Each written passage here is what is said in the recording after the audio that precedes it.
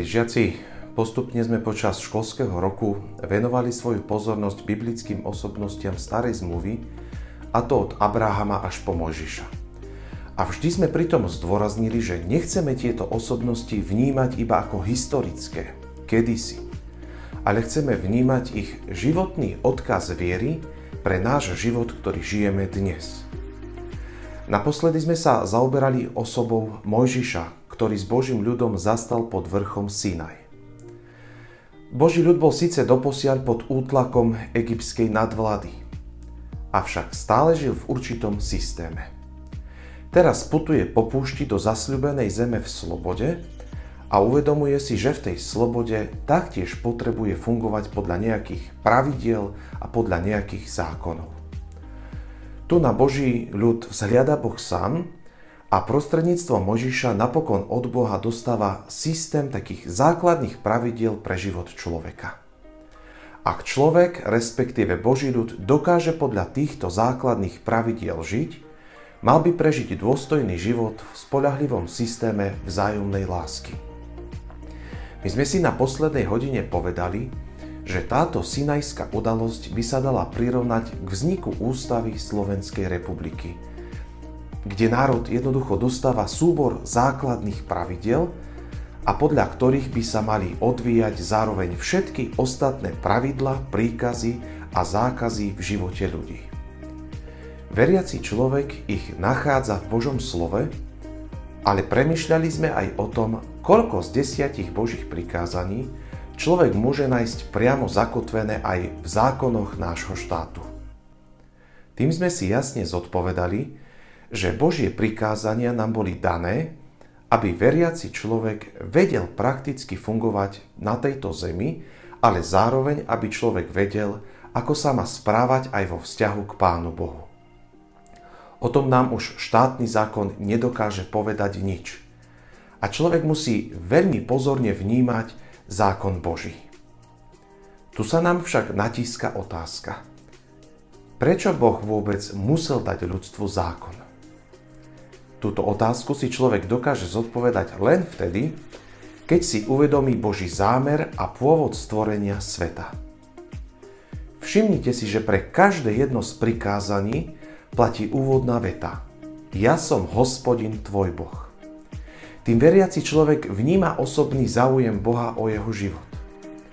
Boh nedáva prikázania, aby mal dobrý pocit, že mu človek slúži, ale dáva mu ich preto, aby vedel žiť správne a po kresťansky vo svete, ale i vo vzťahu k Pánu Bohu. Zároveň tým Boh hovorí, že mu na človeku veľmi záleží a vždy bol stredobodom jeho záujmu. A bolo tomu tak už aj pri stvorení sveta.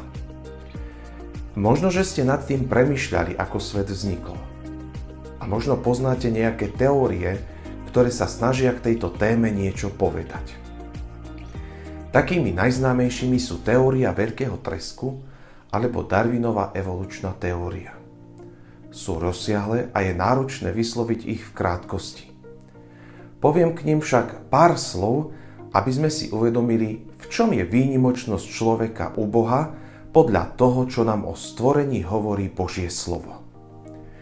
Teória veľkého tresku hovorí, že sa všetko začalo veľkým treskom. Išlo o dlhodobý proces, ktorý k tomuto tresku viedol. Jej základnou myšlienkou je, že vesmír sa aj dnes postupne rozpína a naša Zem je stále viac na okraji galaxie. Táto teória sa snaží podať rozumové vysvetlenie vzniku sveta, ale nevie rozumom odpovedať na základnú otázku. Ak sa rozpínanie vesmíru začalo od konkrétneho momentu a vtedy začal plynúť čas, čo bolo ešte predtým? Mohlo nebyť nič? A ako vôbec môže nič nebyť? Potom je tu tá druhá Darwinová teória vzniku sveta, ktorej základnou myšlienkou je, že všetko na Zemi je v postupnom vývoji. Dochádza v priebehu času k neustálemu rozdeľovaniu jedných druhov na viaceré druhy a tak vznikol aj človek ako druh z iného druhu, pričom sa zvykne spomínať opica ako živočích najpodobnejší človeku. A tu by sme si mohli položiť taktiež niekoľko otázok. Kto dal do pohybu túto evolúciu? Je človek len lepšie vyvinutý živočíšny druh? Je evolúcia už na konci? Alebo sa z človeka vyvinie raz ešte iný druh? Alebo človek svojimi schopnosťami dnes už je na vrchole tohto vývoja? Tieto v krátkosti spomenuté teórie hovoria, že človek je buď dielom náhody, alebo postupného náhodného vývoja. Nedávajú mu nejaké dôležité postavenie. Avšak keď si čítame, milí žiaci, písmo sväté, vnímame, že práve človek bol pre Boha tým najdôležitejším už pri samotnom stvorení sveta. V prvej knihe Mojžišovej, v prvej správe o stvorení, čítame, ako Pán Boh svet postupne tvoril a pripravoval ho tak, aby mal človek všetko potrebné k životu a aby to bolo pripravené. Prečítajte si za úlohu 1. kapitolu 1. knihy Mojžišovej, ako Boh postupne v jednotlivých krokoch podľa dní pripravoval zem pre človeka. Zároveň nám správa o stvorení sveta nehovorí len to, že Boh pre človeka všetko stvoril a pripravil, ale aj to, že Boh stvoril človeka nad všetkými živočíchmi a nad rastlinstvom a dal mu príkaz zodpovedne zem so všetkým živým jednoducho spravovať. Ak dnes vo svete a spoločnosti silne znie taká požiadavka na človeka, aby sa zaujímal o životné prostredie a premýšľal nad tým, ako sa v prírode správa, tak musíme povedať, je to požiadavka, ktorá je na mieste. Pochádza už od samotného Boha pri stvorení sveta. Teraz, milí žiaci, môžeme vidieť a vnímať, že biblická správa nám hovorí, ako postupne vznikal svet, ale o mnoho viac a predovšetkým nám chce povedať, že cieľom tohto všetkého bol vždy v Božích očiach človek. A že s tým človekom Boh už od počiatku sveta chce mať úprimný a dobrý vzťah. A tak sa opäť pýtame otázku. Prečo Boh ľudstvu musel dať zákon? Prečo stojí teraz Mojžiš s Božím ľudom pod vrchom Sinaj a čakajú od Boha základné pravidlá pre život?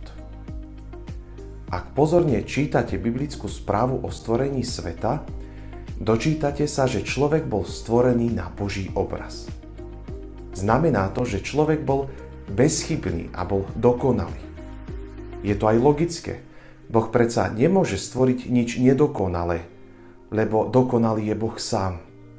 Ako skúsený maliar nevie nakresliť škaredý obraz, o to viac nedokáže dokonalý Boh stvoriť nedokonalé. Človek teda nepotreboval žiadne zákony ani príkazy, aby vedel, ako sa má správať. Človek však dostal len jedno jediné prikázanie, ktoré znelo: zo stromu poznania dobra a zla, ktorý bol v strede rajskej záhrady, nesmieš jesť. Pán Boh to urobil len preto, aby človek dokázal vnímať, že je stvorený ako slobodný. Môže sa vo svojom živote rozhodnúť aj proti Bohu. Pán Boh si človeka nenaprogramoval ako robota, ale dal mu možnosť slobodného rozhodovania. A tým, že človek dostal túto slobodu, Boh mu preukázal, že ho skutočne miluje. Človek však v tejto slobode zlyhal. Adam s Evou vzali zo stromu poznania dobra a zla a museli za toto vlastné rozhodnutie niesť aj zodpovednosť. Nie len, že človek v slobode zlyhal, ale zároveň o svoju dokonalosť prišiel. Od tohto momentu ľudstvo nie je schopné nehrešiť a samosprávne žiť. Aj keď si to človek nezaslúžil, Boh nechcel človeka nechať strateného v hriechu. Keď ho stvoril, prejavil mu svoju lásku. Keď mu po páde dával pravidlá pre život, prejavil Boh svoju lásku ľudu opäť. Keď Boh dáva Mojžišovi a ľudu pod známym vrchom Sinaj pravidlá pre život, prejavuje im opäť lásku, lebo si nepraje, aby sa potlkali púšťou stratení v hriechoch, ale aby sa mohli približovať dokonalému stavu, ktorý dal Boh človeku kedysi v raji. Poznáme to aj z praktického života. Rodič, ktorý dáva jasné pravidlá svojim deťom a dba na ich dodržiavanie, je dobrý a milujúci rodič. Aj Boh je dobrým nebeským otcom a k svojim neposlušným deťom dáva pravidlá pre život a zároveň dba o ich plnenie. Keď pri každom z prikázaní počujeme úvodný výrok Ja som Hospodin tvoj Boh, počujeme v tom rozmer Božej lásky k nám ľuďom, ktorú mal ku človeku už pri stvorení sveta Boh a ktorú má k nám aj napriek našej neposlušnosti pri zjavení svojej vôle v Božích prikázaniach. Oni same nás vedú k tomu, aby sme Bohu odpovedali taktiež láskou, a to najprv vo vzťahu k nemu samému, o tom hovoria prvé 3 prikázania, a potom aj vo vzťahu a správaní sa voči ľuďom okolo nás. O tom hovorí zvyšných 7. Sám Pán Ježiš Kristus nám pripomenul, že Boh cez svoje zjavenie svojej vôle v prikázaniach nám preukázal lásku, ktorú mal k človeku od stvorenia sveta.